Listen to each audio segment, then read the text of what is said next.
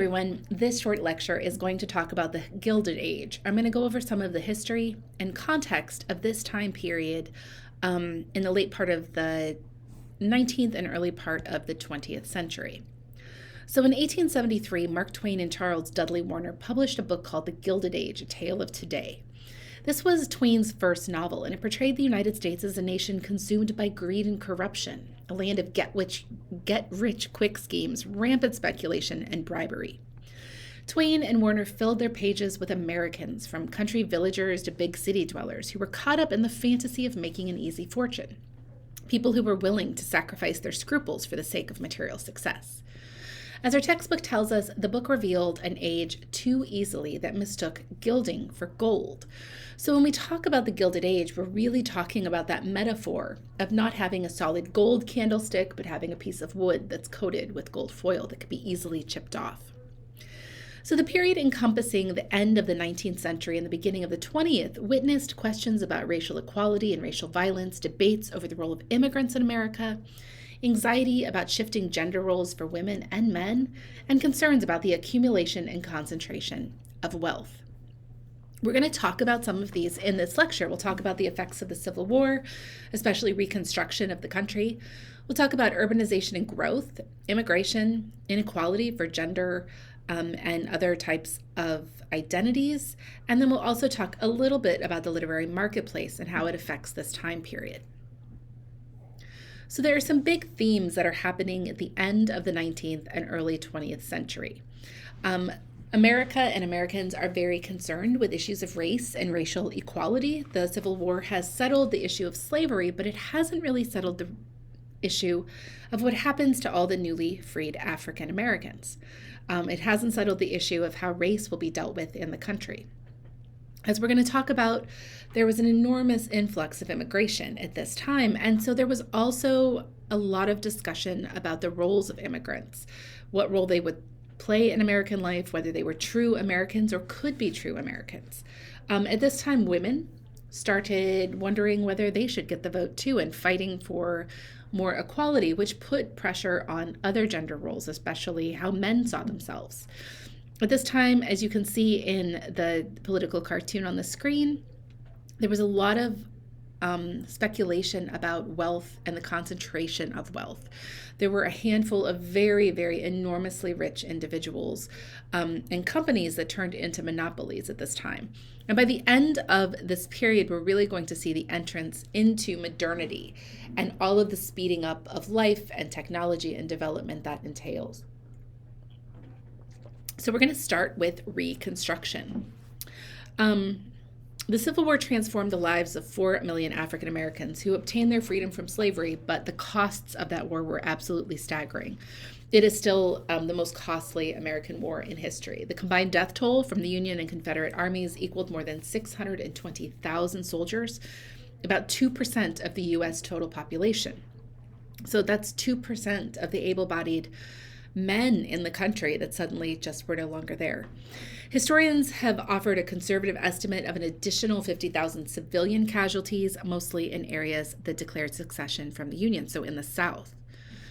So this meant that after the Civil War, the country was broken in some sense. In their quest to rebuild the United States, Americans in the post-Civil War era looked in a variety of directions for the resources needed for renewal.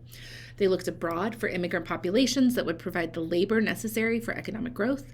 They looked west, where land, minerals, and other natural resources seemed to be abundant.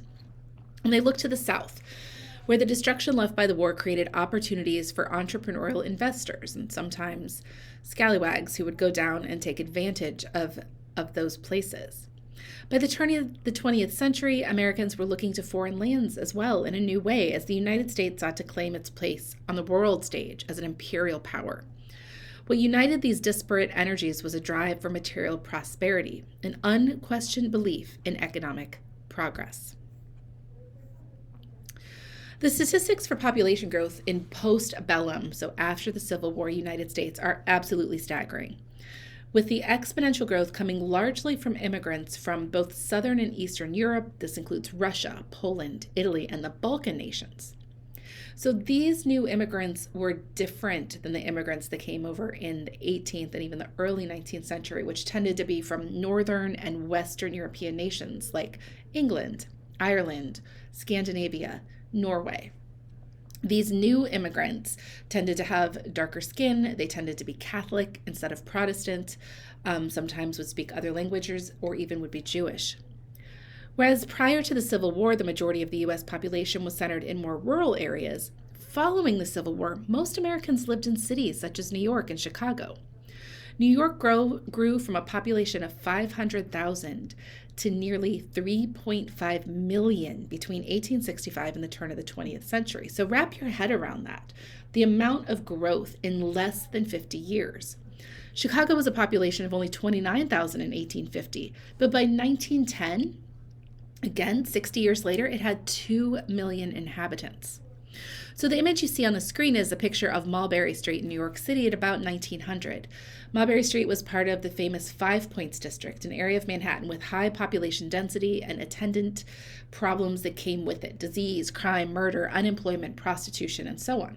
It was also an area of intercultural contact as European immigrants, including the despised Irish, rubbed shoulders with newly freed African Americans. So just down the road from the Five Points district, I want to show you this picture of Cornelius Vanderbilt's residence. This was taken in 1894. So William Vanderbilt made his fortune in shipping and railroads, built 3 mansions on the block between 51st and 52nd Street in New York. And the juxtaposition between these enormous houses, some of which took up entire city blocks, would become increasingly common in big cities like New York. There was this enormous disparity between the rich and the poor, and you could walk between these areas in a matter of 10 to 15 minutes.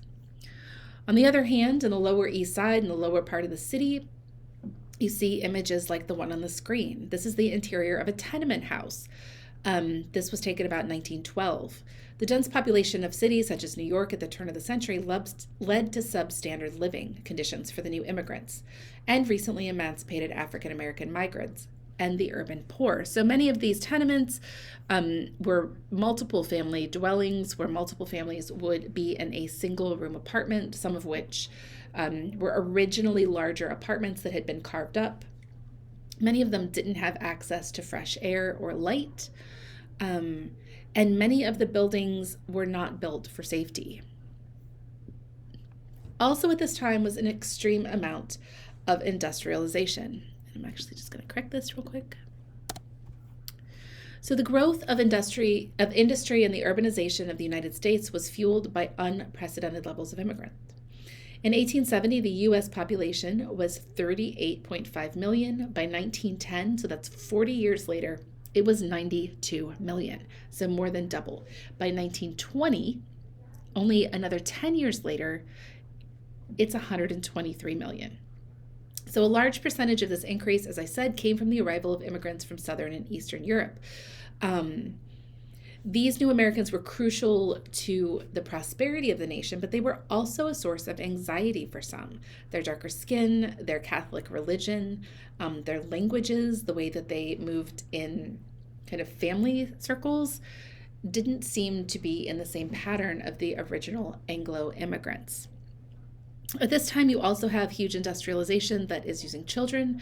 The National Child Labor Committee was an organization whose goal was to end child labor. It was formed in 1904, but it wasn't until 1938 that the Fair Labor Standards Act put an end to child labor. So the image you see here of children working in factories would have been very common, and especially at the turn of the century in these larger cities. By the time you were 12 or 13, you were likely going off to work rather than going to school.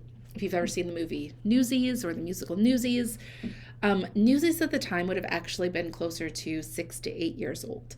They wouldn't have been teenagers. Teenagers at the time would have been full workers. They would have been boot blacks, or they would have been working in the many sweatshops or other industries in the city. So Ellis Island opened in 1890. This allowed for the influx of immigration, for faster processing. It represents the common immigrant experience from Europe in the late 19th century. This picture was taken around 1900. It served as the port of entry for millions of migrants from Europe before the federal government restricted immigration in 1924. In its busiest year, which was 1907, more than 1 million immigrants entered the United States through Ellis Island. And if you ever get a chance to go to New York, you can go visit Ellis Island. You can see the staircase that immigrants were asked to walk up so that they could measure whether or not they were healthy and well. You can see the enormous processing rooms. So this W.A. Rogers editorial cartoon depicts Uncle Sam returning his quota of immigrants. Images such as this speak to the anxiety that accompanied the mass influx of immigration to the United States at this time.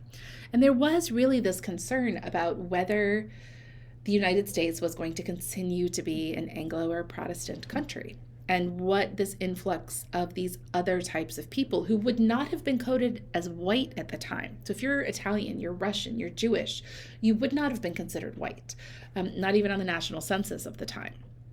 There was enormous anxiety at this time about what this immigration meant.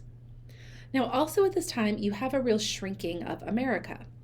The Transcontinental Railroad, completed in 1869, facilitated travel across the United States and contributed to the closing of the frontier. This is an image from the Golden Spike ceremony at Promontory Summit in Utah, May 10th, 1869.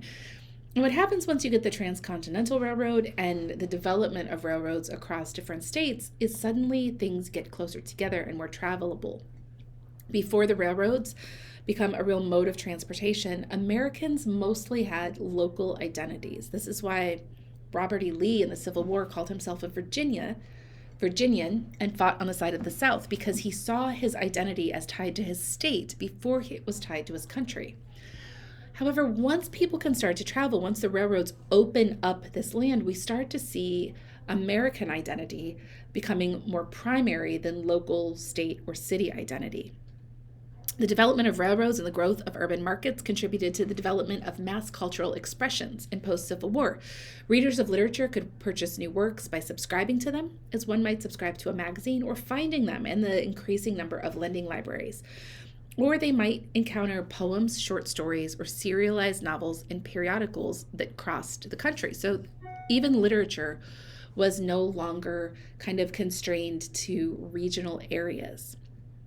The commercial realm governing both author and text changed in significant ways during this time, most crucially with the ratification of the International Copyright Act of 1891, a law that supported literary figures such as Mark Twain and William D. Howells.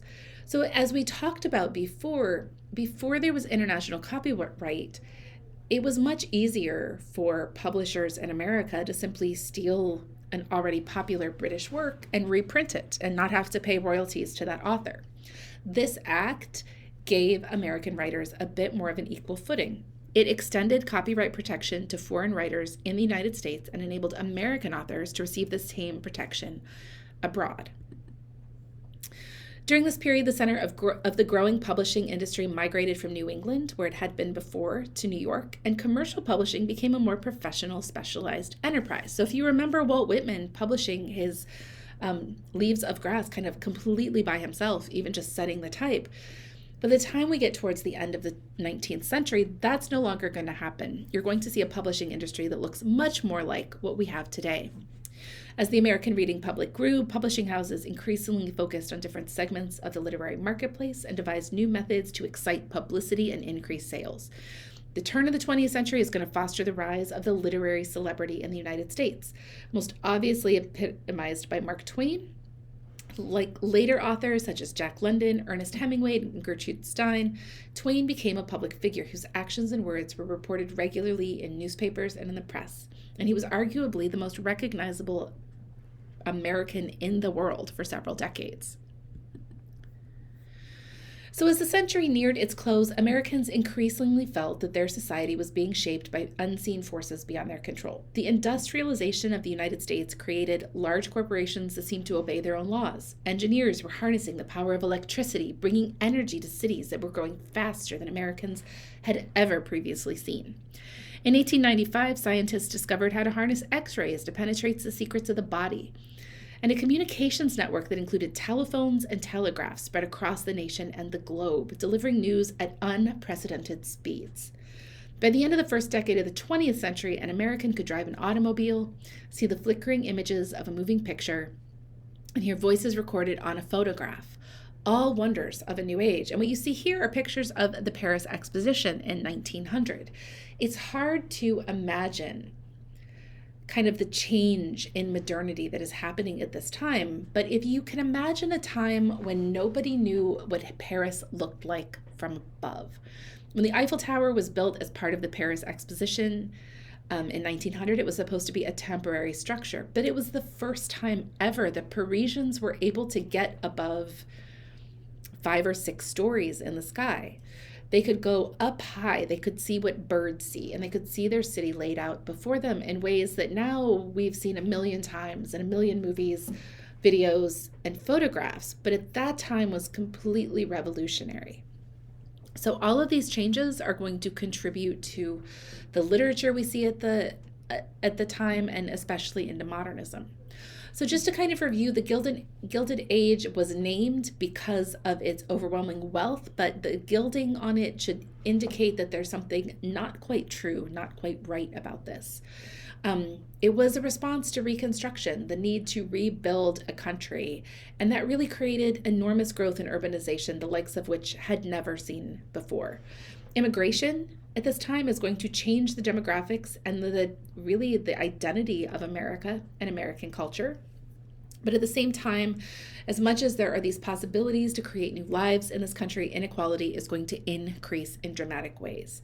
And as the century ends, everyone feels like we're racing towards the future. Technology, transportation, all of these things are transforming the way Americans understand themselves and the world around them. So keep these historical and cultural ideas in mind as you approach the readings for realism and for this section of the text. See if you can see places where changes in culture and society and class and ethnic identity are marked in these works. And as always, if you have any questions, feel free to reach out or make an appointment with me because I'm happy to talk through any of them with you.